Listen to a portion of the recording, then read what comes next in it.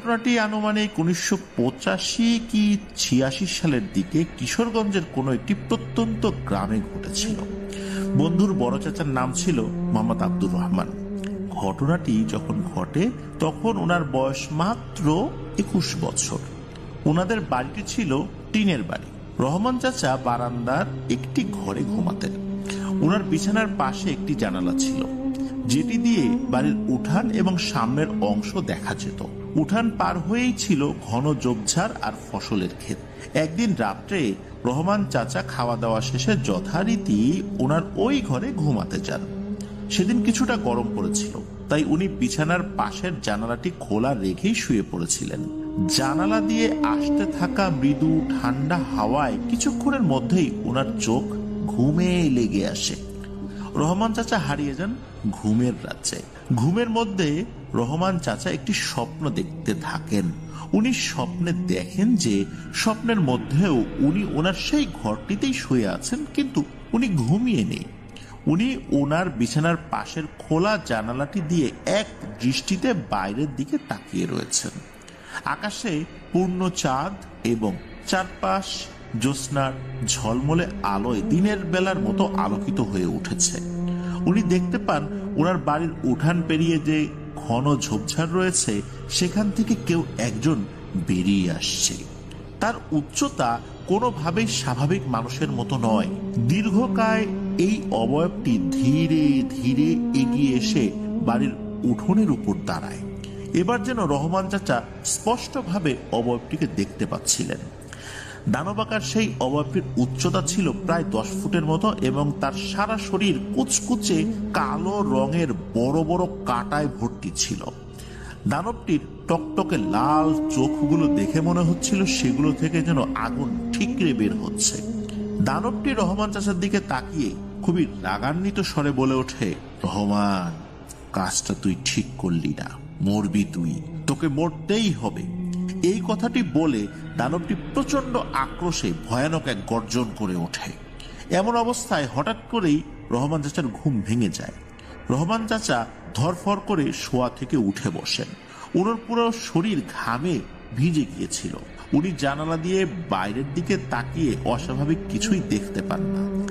বিষয়টিকে শুধু সাধারণ স্বপ্ন বা দুঃস্বপ্ন ভেবে রহমান চাচা জানালাটি বন্ধ করে এক গ্লাস পানি খেয়ে আবার শুয়ে পড়েন। কিন্তু ওই রাতের পর থেকে রহমান চাচার বিভিন্ন ধরনের সমস্যা হতে থাকে। কোনো ধরনের খাবার খেতেই ওনার ভালো লাগতো না। দিনের বেশিরভাগ সময়ই উনি অকারণে মানসিক বিষণ্ণতায় ভুগতেন। তবে মূল যে সমস্যাটি দেখা দিল সেটি হলো উনি ওই একই স্বপ্ন প্রায় প্রতি রাতেই দেখতে থাকেন। এক পর্যায়ে এমন অবস্থা হয় যে রাতে ঠিকমতো ঘুম না হওয়ার কারণে উনি শারীরিকভাবে খুবই দুর্বল হয়ে পড়েন। ওই সময় ওনাদের এক প্রতিবেশী নানা টুকটাক কবিরাজি করতেন। তখন রহমান চাচাকে ওনার কাছে নিয়ে যাওয়া হয়। সেই কবিরাজ রহমান চাচার কাছে সবকিছু শুনে ওনাকে একটি বিশেষ তাবিজ ও তেল পরা দেন। কবিরাজ বারবার রহমান চাচাকে সাবধান করে দেন যেন কোনো অবস্থাতেই উনি তাবিজটি শরীর থেকে না খোলেন। কবিরাজের পরামর্শ অনুসরণ করে ধীরে ধীরে রহমান চাচার শারীরিক অবস্থার উন্নতি হতে থাকে। প্রতি রাত্রে উনি যে ভয়ের স্বপ্নটি দেখতেন সেটিও দেখা বন্ধ হয়ে যায়। কিছুদিনের মধ্যেই রহমান চাচা পুরোপুরি সুস্থ হয়ে ওঠেন আল্লাহর অশেষ রহমতে, এবং সবকিছু স্বাভাবিকও হয়ে যায়। ঘটনাটি যদি এখানেই শেষ হয়ে যেত তাহলে বেশ ভালোই হতো, কিন্তু এরপর ঘটে যায় ঘটনাটির অপ্রত্যাশিত অংশ। রহমান চাচা ছোটবেলা থেকে বেশ সাহসী ও ডানপিটে স্বভাবের ছিলেন।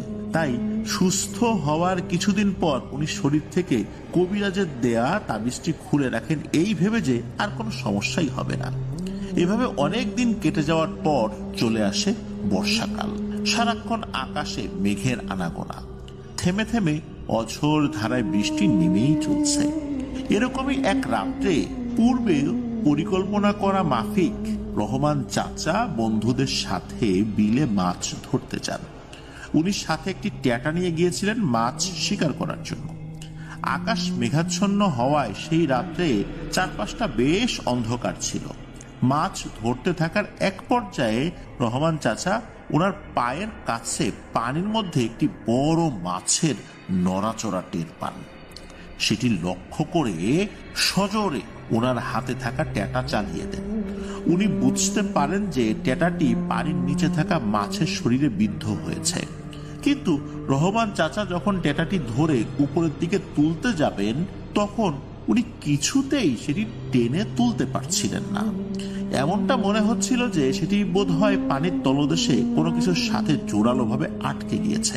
বিষয়টি ভালোভাবে বোঝার জন্য পানিতে হাত নামিয়ে দিতেই তীব্র ব্যথা ও আতঙ্কে রহমান চাচা চিৎকার করে ওঠেন। পানির নিচে হাত দিতেই উনি বুঝতে পারেন ট্যাটাতে বিদ্ধ যে মাছটিকে উনি স্বাভাবিক বড় আকারের একটি মাছ ভেবেছিলেন সেটি আদতে কোনো সাধারণ মাছ নয়। রহমান চাচা হাতের স্পর্শে বুঝতে পেরেছিলেন যে বিশাল আকৃতির এই অবয়বটির সারা শরীর ভর্তি বড় বড় কাঁটা, যেগুলোর কয়েকটি ওনার হাতের তালুতে বিঁধে গিয়েছিল।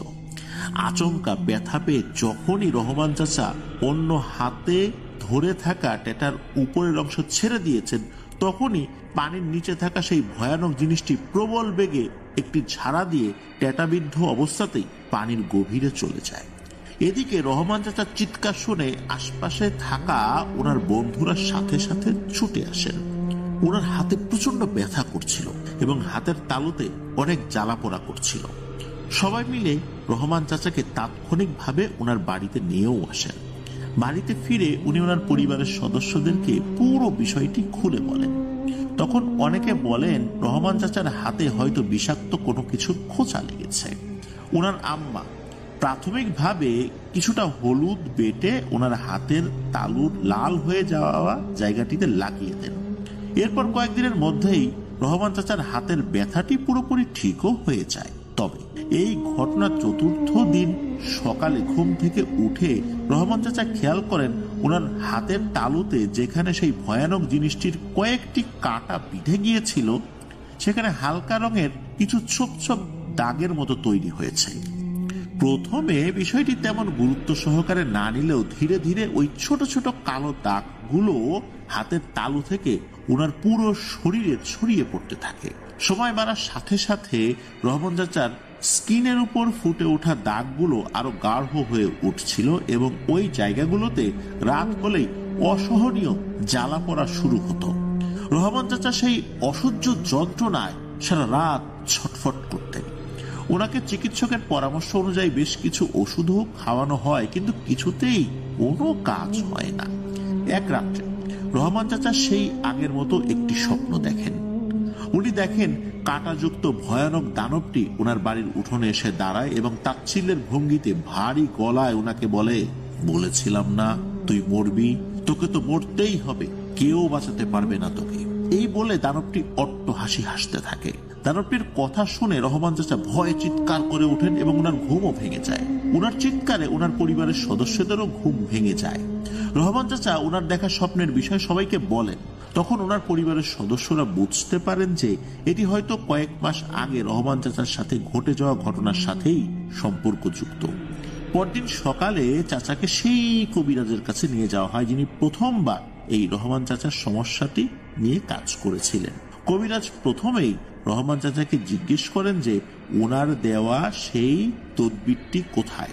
যখন উনি শুনলেন যে রহমান চাচা সুস্থ হয়ে যাওয়ার পর সেটি খুলে রেখেছিলেন, তখন উনি ভীষণ রেগে যান এবং উনি রহমান চাচাকে কোনো সাহায্য করতে পারবেন না বলে সাফ জানিয়ে দেন। অনেক অনুরোধ করার পরও উনি রহমান চাচার কোনো চিকিৎসা করতে রাজি হননি। অগত্যা ওনারা নিরাশ হয়ে বাড়িতে ফেরত আসেন। ক্রমশ রহমান চাচার অবস্থা আরো খারাপ হচ্ছিল। ওনার শরীরের ছোপ ছোপ কালো দাগের জায়গাগুলোতে একসময় পচন ধরে এক ধরনের ক্ষতের সৃষ্টি হয়। এই অবস্থায় রহমান চাচার এক দুঃসম্পর্কের মামায় এক হুজুরের সন্ধান দেন।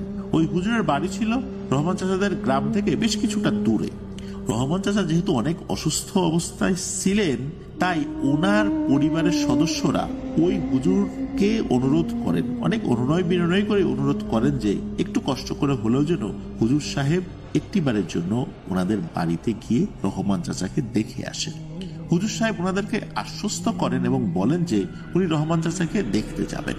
কয়েকদিন পর থেকে মোটামুটি রহমান চাচা শরীরের ব্যথা একটু কম অনুভূত করতে থাকেন। আর এই কয়েকদিন পর এক সন্ধ্যায় হুজুর সাহেব রহমান চাচাদের বাড়িতে আসেন। উনি রহমান চাচাকে ভালোভাবে পর্যবেক্ষণ করেন। হুজুর সাহেব রহমান চাচার কাছে প্রথম থেকে শেষ পর্যন্ত যা যা ঘটেছে সবকিছু শোনেন। এরপর উনি চাচার পরিবারের সদস্যদেরকে বলেন পরদিন চাচার সাথে দেখা করতে। হুজুর সাহেবের কথা মতো পরদিন রহমান চাচার পরিবারের সদস্যরা ওনার সাথে দেখা করতে যান। হুজুর সাহেব বলেন, আমি রহমানকে প্রথম দেখাতেই বুঝতে পেরেছিলাম যে আপনারা আমার কাছে আসতে অনেক দেরি করে ফেলেছেন। আমাকে আপনারা ক্ষমা করবেন। রহমানের এখন যে অবস্থা তাতে আমার কিছুই করার নেই। হুজুর যখন এই কথা বললেন এবং হুজুর সাহেবের মুখে এই কথা শুনে রহমান সাহেবের পরিবারের সদস্যরা ভেঙে পড়েন। রহমান চাচার আব্বা হুজুরকে জিজ্ঞেস করেন এমন কি ঘটেছিল রহমানের সাথে যার কারণে ওর এই করুণ অবস্থা। তখন হুজুর বলেন, রহমান স্বপ্নে যে কাঁটাযুক্ত অবয়বটিকে দেখে সেটি আসলে ভয়ঙ্কর এক দানব। আমি জানার অনেক চেষ্টা করেছি যে কেন দানবটি রহমানের ক্ষতি করেছে, কিন্তু আমি প্রকৃত কারণটি জানতে পারিনি। এছাড়াও দানবটির পরিচয় এবং তার সম্পর্কে বিস্তারিত তথ্য জানার বারংবার চেষ্টা করেও আমি ব্যর্থ হয়েছি। তবে শুধু এতটুকু জানতে পেরেছি যে রহমানের কোনো একটি ভুলের কারণে দানবটি খুবই রাগান্বিত হয়। দানবটি চাইলে অনেক আগেই রহমানকে মেরে ফেলতে পারত, কিন্তু সে সিদ্ধান্ত নেয় যে রহমানকে সে তিলে তিলে যন্ত্রণা দিয়ে মারবে। তাই সে রহমানের উপর প্রভাব বিস্তার করে এবং রহমানের স্বপ্নে এসে বিভিন্নভাবে ভয় দেখাতে থাকে। তবে রহমান তার কি ক্ষতি করেছিল এটি জানা যায়নি, বা সেই বা কেন রহমানের উপর রেগে গেল, রেগে গিয়ে এই ধরনের ক্ষতি করছে এটাও জানা যায়নি। এরপর কবিরাজের পরামর্শ রহমান যতদিন মেনে চলেছে ততদিন ওই দানবটি প্রচন্ড শক্তিশালী হওয়া সত্ত্বেও রহমানের কাছে আসতে পারেনি। কিছুদিন পর রহমান যখন বন্ধুদের সাথে মাছ ধরতে যায় তখন ওই দানবটি রহমানের ক্ষতি করার জন্য একটি দারুণ সুযোগও পেয়ে যায়। সে একটি মাছের রূপ ধারণ করে রহমানকে প্রলোভন দেখায়। ওর কাঁটায় থাকা মরণঘাতী বিষাক্ত পদার্থ রহমানের শরীরে প্রবেশ করিয়ে দেয়। আপনারা যদি ঘটনা ঘটার 3 দিনের মধ্যে আমার কাছে রহমানকে নিয়ে আসতেন তাহলে হয়তোবা আল্লাহর ইচ্ছা আমি কিছু করতে পারতাম, কিন্তু এখন আমার পক্ষে রহমানের জন্য দোয়া করা ছাড়া আর কোনো কিছুই করা সম্ভব নয়। হুজুর সাহেবের কাছ থেকে বিদায় নিয়ে রহমান চাচার পরিবারের সদস্যরা বাড়িতে ফিরে আসেন। হুজুর সাহেবের সাথে ওনাদের কি কি কথা হয়েছে সেই সম্পর্কে ওনারা রহমান চাচাকে কিছুই বলেন না। রহমান চাচাকে সান্ত্বনা দেওয়ার জন্য সবাই ওনাকে বলেন যে হুজুর সাহেব বলেছেন সবকিছু ঠিকঠাক হয়ে যাবে ইনশাল্লাহ। এভাবেই আরো কয়েক সপ্তাহ কেটে যায়। একদিন সকালে অনেক বেলা হয়ে গেলেও রহমান চাচা ঘুম থেকে ওঠেন না। তখন ওনার পরিবারের সদস্যরা ওনাকে ডাকতে গিয়ে দেখেন ওনার ঘরের দরজা ভেতর থেকে লাগানো।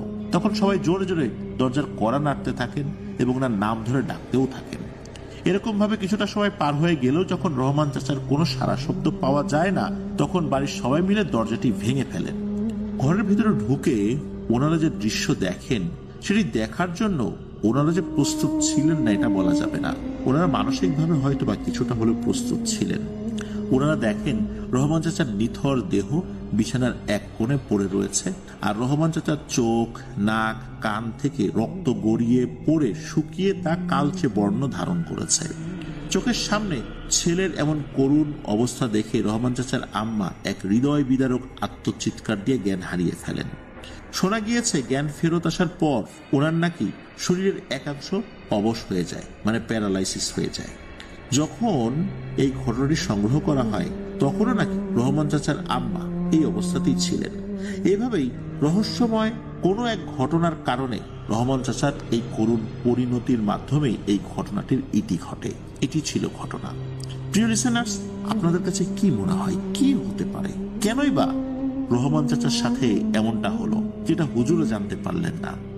আমি এই বিষয়ে একটু কথা বলতে চাই। সেটি হচ্ছে যে এমন ধরনের কিছু জিন রয়েছে যেগুলো সম্পর্কে কোনো তথ্য সচরাচর জানতে পারা যায় না। এর আগে আমরা একটি ঘটনা শেয়ার করেছিলাম। সেই ঘটনায় একটি ব্যাঙ ছিল, ব্যাঙের মনি রিলেটেড একটি ঘটনা ছিল, যেখানে ওই ব্যাঙটিকে আঘাত করা হয়। এরপর ভয়ঙ্কর ধরনের পরিণতি নেমে আসে এই আঘাতকারী ব্যক্তির উপরে। জিনেদের মাধ্যম দিয়ে খোঁজ খবর নেওয়ার চেষ্টা করা হয়। জিনেরাও এই বিষয়ে কোনো খোঁজ খবর নিতে পারেনি, কারণ এগুলো এমন এক ধরনের জিন সম্প্রদায় যাদের সাথে যোগাযোগ করা যায় না। এরা স্বাভাবিকভাবে অন্য জিনেদের সাথে মেশেও না। এরা এমন এক ধরনের সম্প্রদায় যারা জিন সমাজ থেকে সম্পূর্ণভাবে আলাদাভাবে থাকে, অথচ তারা জিন, তাদের সবকিছু আলাদা। হয়তোবা রহমান চাচা নিজের ভুলেই এই ধরনের কোনো একটা জিনের ক্ষতি করে ফেলেছিলেন, কিন্তু কিভাবে কোন অবস্থাতে করেছিলেন এটা উনি নিজেও বলতে পারেন না। আর এই কারণেই ওই জিনটি প্রচন্ড রকমের ক্ষিপ্ত হয়েছিল।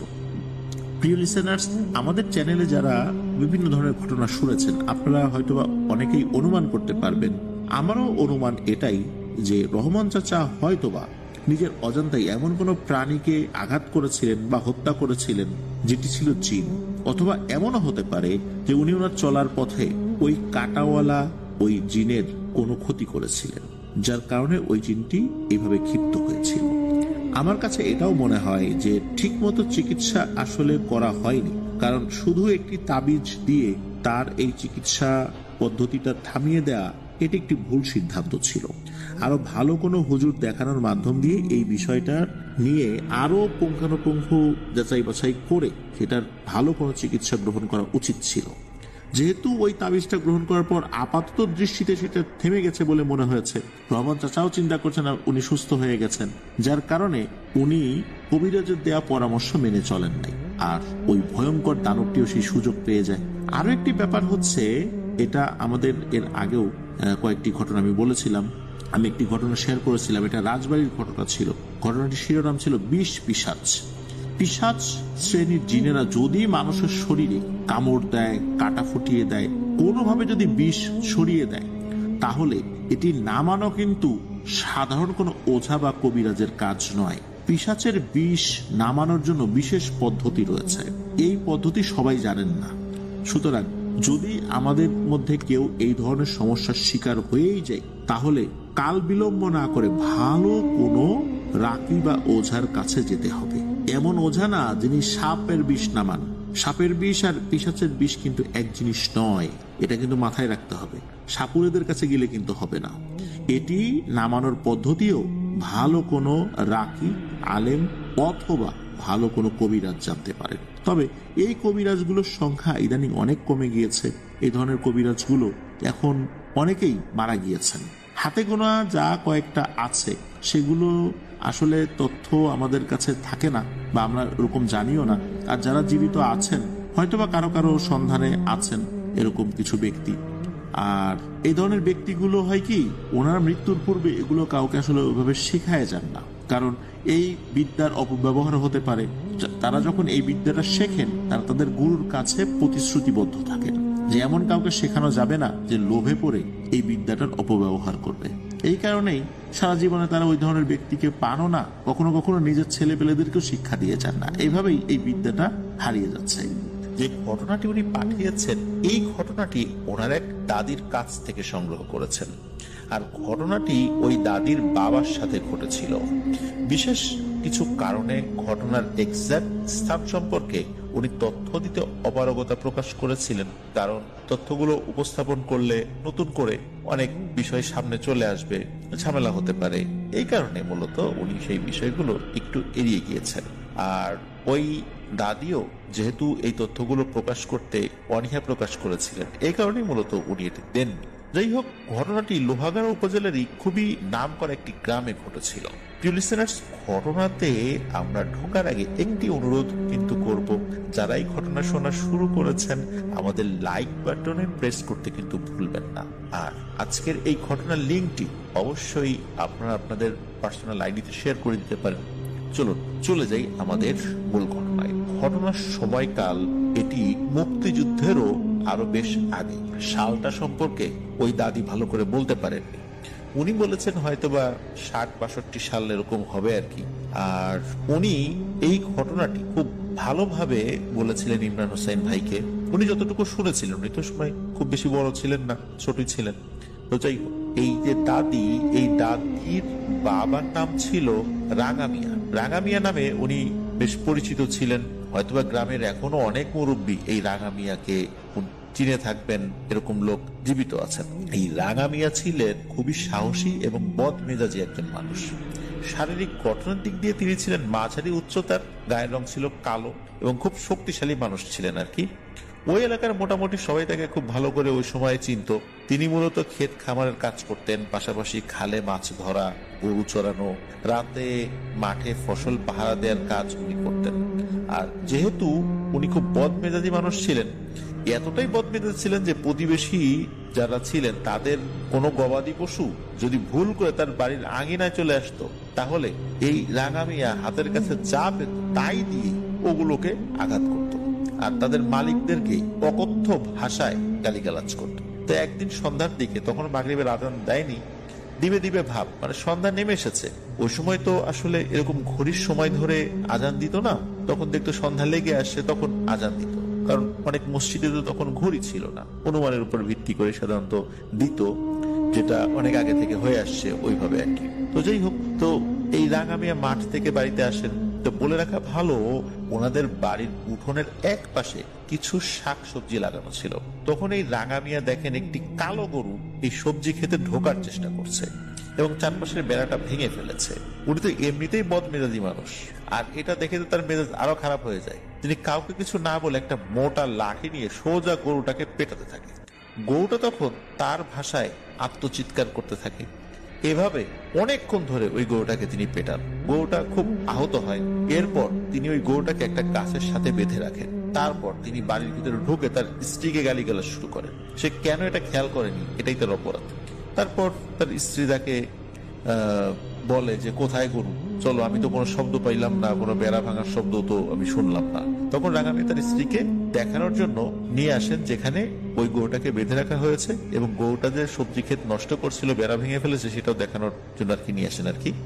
তারা দুজনে আসেন, দেখে যে সবজি ক্ষেতটার বেড়া এলোমেলো ঠিকই, কিন্তু তিনি যে গরুটাকে বেঁধে রেখেছিলেন গাছের সাথে সেটিকে আর কোথাও দেখা যাচ্ছে না।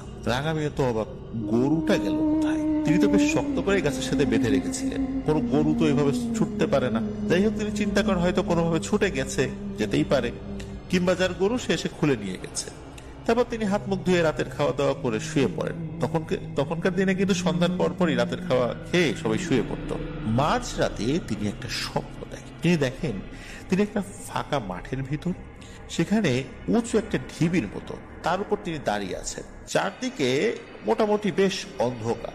তারপর তিনি একটা শব্দ শুনতে পান। শব্দটা ছিল এমন, যদি কোনো গরু বা ষাঁড় রাগে ফসফস শব্দ করতে থাকে যেমন শোনায়, ঠিক তেমন। ধীরে ধীরে শব্দটা তীব্রভাবে বাড়তে থাকে। হঠাৎ করে তিনি দেখেন তার চারপাশে কয়েকজন চোখ ভেসে ওঠে। চোখগুলো ছিল আগুনের গোলার মতো টকটকে লাল। মনে হচ্ছিল চোখগুলো খুবই রেগে আছে তার উপর। এরপর তিনি ভয়ঙ্কর একটা বিষয় লক্ষ্য করেন। এতক্ষণ তো কয়েকজোড়া চোখ ছিল, এখন সেগুলো আস্তে আস্তে মনে হচ্ছে বৃদ্ধি পাচ্ছে। যতদূর তার চোখ যায় শুধু সেই আগুনের গোলার মতো চোখ দেখতে পাচ্ছেন তিনি, আর সেই সাথে চোখগুলো এক একটা অবয়বে পরিণত হচ্ছে। একসময় তিনি দেখেন সেগুলো বিশাল বিশাল এক একটা গরুতে রূপান্তরিত হচ্ছে। গরুগুলো তার দিকে রাগান্বিত দৃষ্টিতে তাকিয়ে আছে। তখন এই রাঙা মিয়া ভয়ে একদম পাথর হয়ে যান। তখন অবয়বগুলোর মধ্যে থেকে একটা অবয়ব বলে ওঠে, কিরে রাঙা মিয়া, তোকে তো এত সহজে ছাড়বো না। তুই আমার শরীরে আঘাত করেছিস। তুই যেভাবে আঘাত করেছিস, এটা কোনো মানুষ তার নিজের পালিত গরুকেও শত অপরাধের পরেও এরকম আঘাত করে না। তুই আমার উপর যে নির্যাতন করেছিস, এটি আমি ভুলতে পারছি না। এই কথা বলেই এই গরুগুলো, মানে যেগুলো ছিল সবগুলো তার উপর ঝাঁপিয়ে পড়ে। তখন চিৎকার দিয়ে রাঙা মিয়া ঘুম থেকে লাফিয়ে ওঠে। পাশে তার স্ত্রী ছিল, তিনিও ধর্মর করে উঠে বসেন। তারপর তার স্ত্রীকে তিনি সবকিছু বলেন যে তিনি স্বপ্নে কি দেখেছেন। তার স্ত্রী বলে, ও কিছু না, এটা দুঃস্বপ্ন। রাঙা মিয়াও তাই ভাবেন যে এটা দুঃস্বপ্নই হবে। এভাবে কয়েকদিন অতিবাহিত হয়ে যায়। রাঙা মিয়া মাঝে মধ্যেই সেই একই স্বপ্ন দেখতে থাকে। তখন এই রাঙা মায়ের স্ত্রী বিষয়টি উপলব্ধি করতে পারেন যে কোনো একটা সমস্যা হচ্ছে তার সাথে। তখন তিনি এই রাঙা মিয়াকে নিয়ে একজন হুজুরের কাছে যান। হুজুর রাঙা মিয়াকে সাধারণ ঝাড়ফুঁক করে দেন, আর সাথে তেল পড়া পানি পড়া দিয়ে দেন, আর বলেন রাঙা মিয়া যে গরুটাকে আঘাত করেছিল সেটা হয়তো কোনো স্বাভাবিক গরু ছিল না, হতে পারে কোনো জিন ছিল। তবে হুজুর স্পষ্ট করে কোনো কিছুই বলতে পারেন না। তবে তিনি রাঙা মিয়াকে সাবধানে থাকতে বলেন। তারপর বেশ কিছুদিন পার হয়ে যায়, মানে মাসখানেক পার হয়ে যায় আর কি। রাঙা মিয়ার সাথে তেমন কোনো অস্বাভাবিক ঘটনা ঘটেনি, শুধু মাঝে মাঝে স্বপ্ন দেখাটা ছাড়া। একদিন রাঙা মিয়া তার এক আত্মীয়ের বাড়িতে যান বেড়াতে। এই আত্মীয়ের বাড়ি ছিল এই রাঙা মিয়াদের বাড়ি থেকে প্রায় 7 থেকে 8 কিলোমিটার দূরে।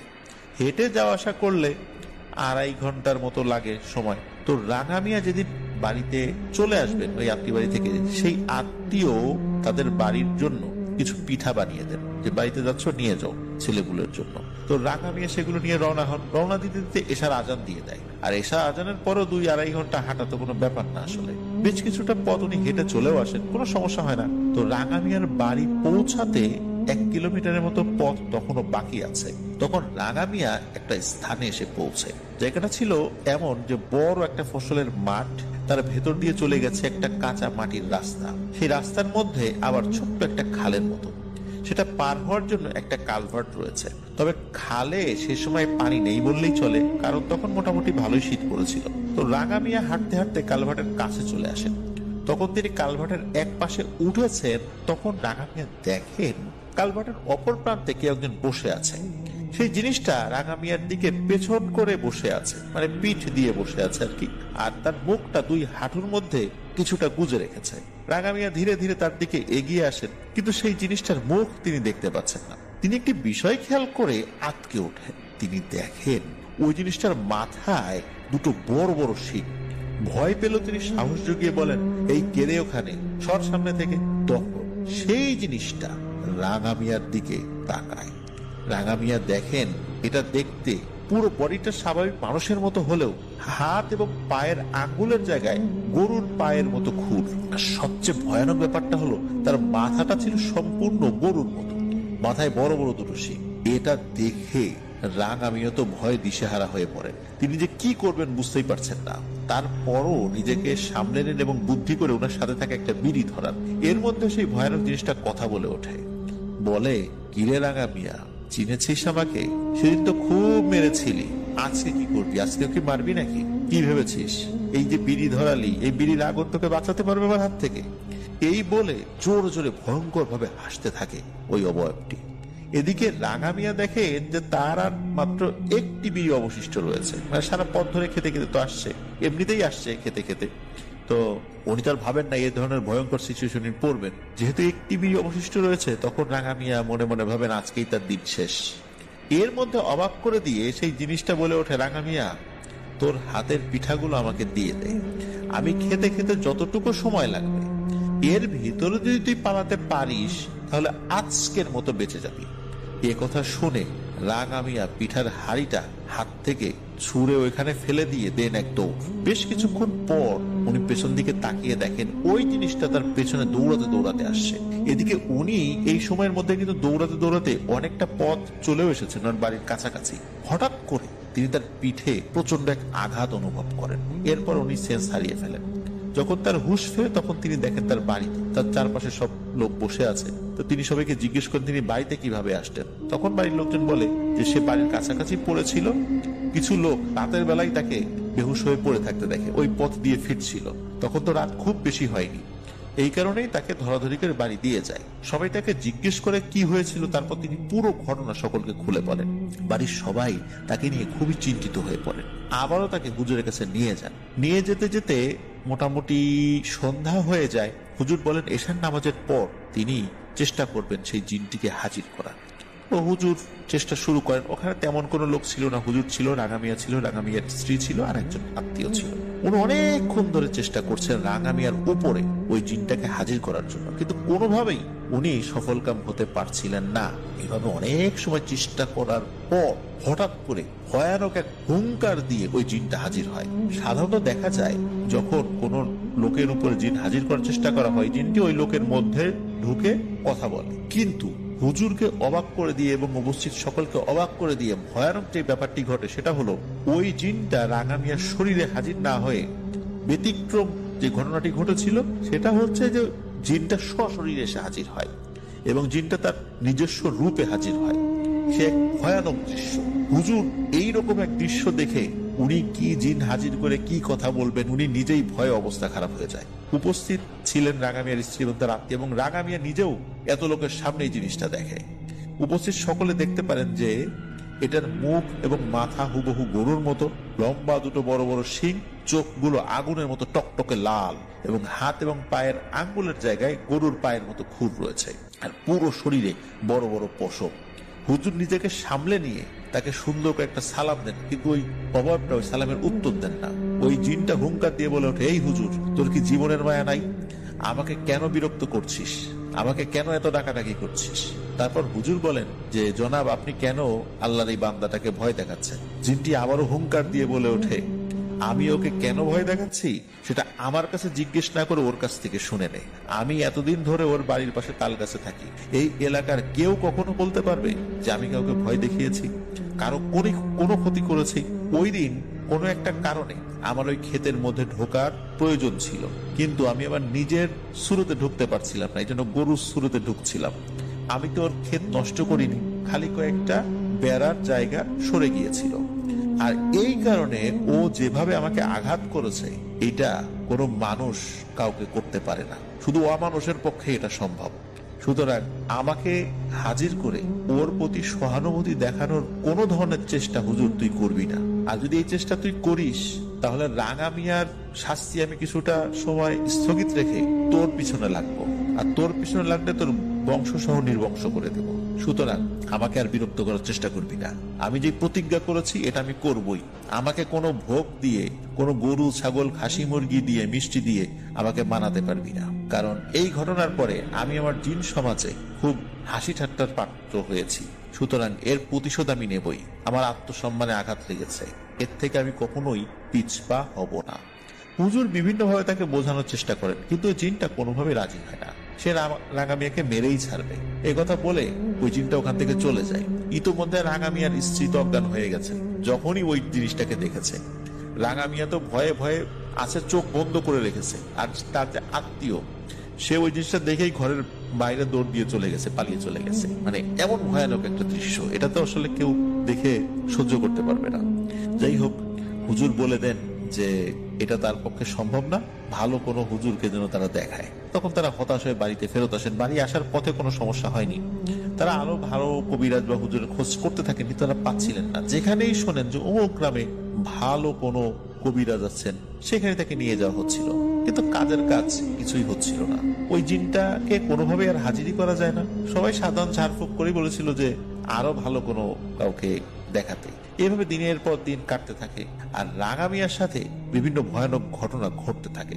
মাঝে কিছুদিন বন্ধ থাকে, আবার ঘটনা ঘটতে থাকে। এভাবেই চলতে থাকে। বিভিন্ন সময় রাঙা মিয়া অনেক জিনিস দেখে, স্বপ্নের মধ্যে তো প্রতিনিয়তই দেখে। বাড়ির আশেপাশে বিভিন্ন ধরনের ভয়ঙ্কর শব্দ, ঘরের চালের উপর শব্দ, উঠোনে কারো দৌড়ানোর শব্দ, এই ধরনের ঘটনাগুলো হর হামেশাই চলছিল। দেখতে দেখতে কলাইয়ের সিজন চলে আসে। কৃষকরা মাঠে কলাই বুনতে ব্যস্ত হয়ে পড়েন। এই রাঙা মিয়াও কলাই বোনেন। সেগুলো দেখতে দেখতে পাকাও শুরু করে। তখন রাঙা মিয়া চিন্তা করেন এগুলো তো রাত্রেবেলা পাহারা দেওয়ার দরকার, নাহলে তো চুরি হয়ে যেতে পারে। এই ভেবে তিনি তার জমির উপর একটা কুড়ে ঘর তৈরি করেন, সেখানে থেকে ফসল পাহারা দেওয়ার জন্য। তিনি বেশ কয়েকদিন পাহারা শুরু করে দেন। তো শুরু করতে একা করেননি, প্রতিদিন তার সাথে তার এক বন্ধু পাহারা দিত। কিন্তু হঠাৎ করে সেই বন্ধু অসুস্থ হয়ে পড়ায় তিনি আর আসতে পারেননি এক রাত্রে। তো ওই দিন রাত্রে রাঙা মিয়া একাই যান ফসলের ক্ষেতটা পাহারা দিতে। সাথে তিনি তার 3টা গরু নিয়ে যেতেন সবসময়। তো গরুগুলোকে রাত্রেবেলা ছেড়ে দিতেন, তারা ওই মাঠের মধ্যে ওদের মতো করে ঘাস লতা পোতা খেত। তো ওই দিন রাঙা মিয়ার বাড়ির লোক তাকে নিষেধ করেন যেতে, কিন্তু রাঙা মিয়া তাদের কথা অমান্য করেই যান, কারণ কলাই তো পেকে গেছে, এখন না গেলে তো আসলে ক্ষতিই হতে পারে। এদিকে রাঙা মিয়া কুড়ে ঘরের কাছে চলে যান, গিয়ে গরুগুলোকে ছেড়ে দেন প্রতিদিনের মতো। তো তিনি কুড়ে ঘরের ভেতর চলে যান, চিন্তা করেন যে উনি আর বেরোবেন না। তো কিছুক্ষণ পর ওনার প্রকৃতির ডাক চলে আসে, এবং এই জন্য উনি কুড়ে ঘর থেকে বাইরে বের হয়ে আসেন। বের হয়ে যখন এসেছেন, তখন হঠাৎ এক বিকট গর্জন উনি শোনেন। পেছন দিকে উনি তাকান, গর্জনটা পেছন দিক থেকে এসেছিল বলে ওনার কাছে মনে হয়। পেছনে তাকিয়ে তিনি যা দেখেন, তাদের তো শ্বাস প্রশ্বাস বন্ধ হয়ে যাওয়ার উপক্রম হয়। তিনি দেখেন ওই যে অবয়বটা যেটা তার পেছনে লেগে আছে, সেটা হাওয়ায় ভাসতে ভাসতে তার দিকে এগিয়ে আসছে। এবার তার উচ্চতা ছিল অনেক, এতটাই ছিল যে মনে হচ্ছিল এই জিনিসটা তাকে হাতে তালুতে বন্দি করে ফেলতে পারবে, এত উচ্চতা। মানে এরকম শরীর বড় ছিল ওই সময়। সেই অভাবটা তার দিকে হুঙ্কার দিতে দিতে তেড়ে আসছিল।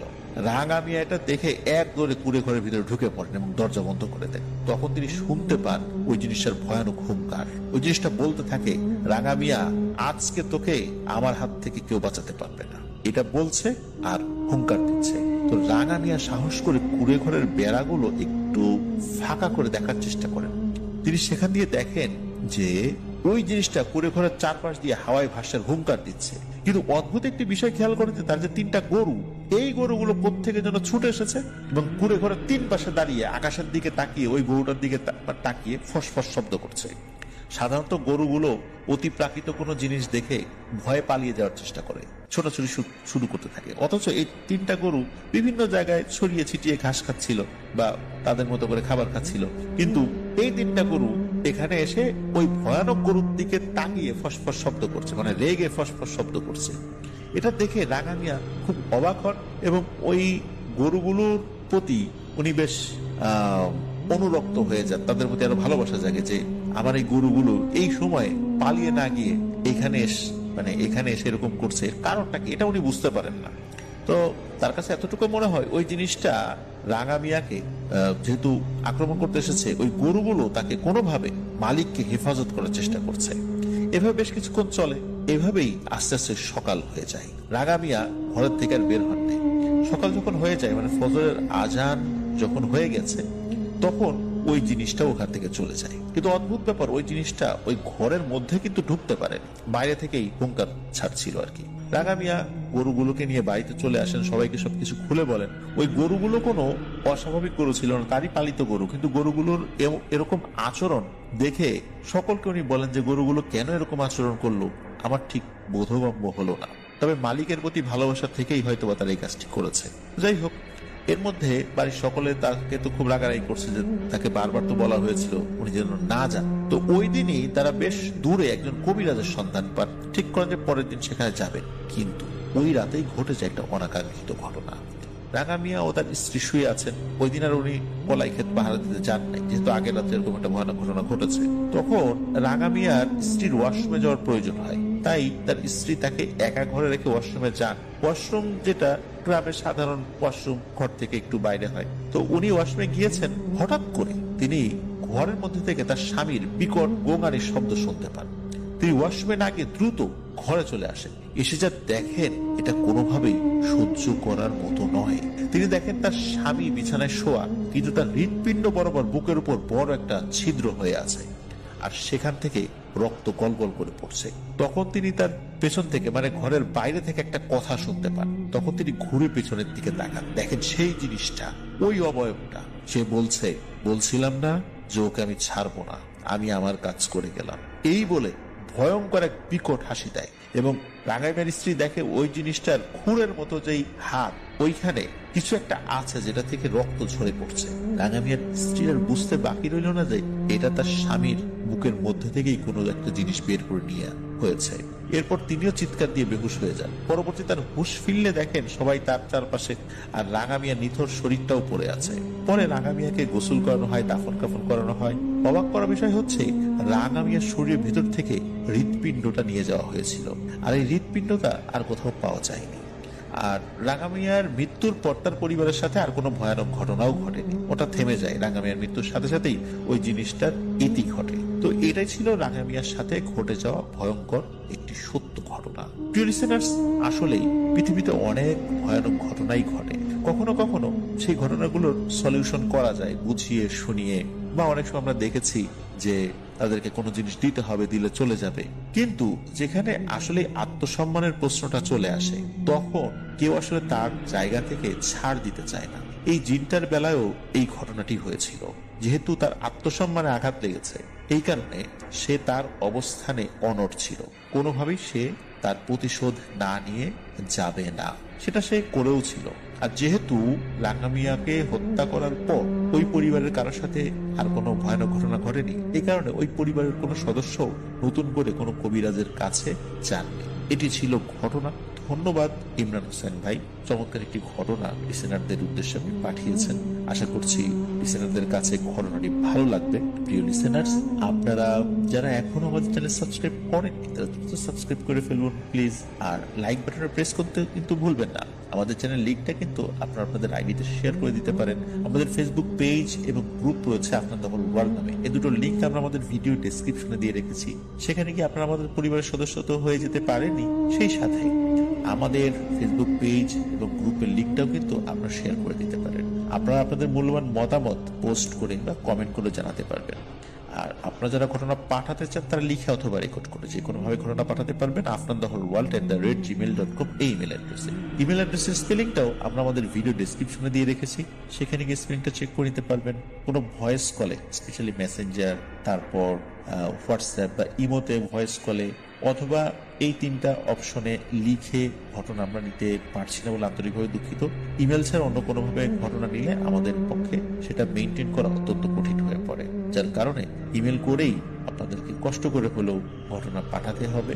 আর কিভাবে ইমেল করতে হবে অনেকেই এই বিষয়টা বুঝতে পারেন না, সেক্ষেত্রে আমি পরামর্শ দিব আপনার ইউটিউবে 1 মিনিটের টিউটোরিয়াল রয়েছে বা 2 মিনিটের টিউটোরিয়াল রয়েছে, সেখান থেকে আপনারা দেখে নিতে পারবেন। এটা খুবই সিম্পল একটা ওয়ে ইমেল করাটা, ইনশাল্লাহ আপনারাও পারবেন। তবে রেকর্ড ফাইল যদি একটু বড় হয়ে যায় সেক্ষেত্রে আপনারা যদি অ্যাটাচমেন্টে গিয়ে দেখেন যে এটা হচ্ছে না, তখন এটাকে গুগল ড্রাইভ করে লিঙ্কটা শুধু ইমেল করে দিবেন। তবে অবশ্যই আপনাদের এই লিঙ্কটার অ্যাক্সেস কিন্তু পাবলিক করে দিতে হবে, তা না হলে কিন্তু আমরা সেখানে ঢুকে ওই ঘটনাটা শুনতে পারবো না। তো এটাই প্রক্রিয়া।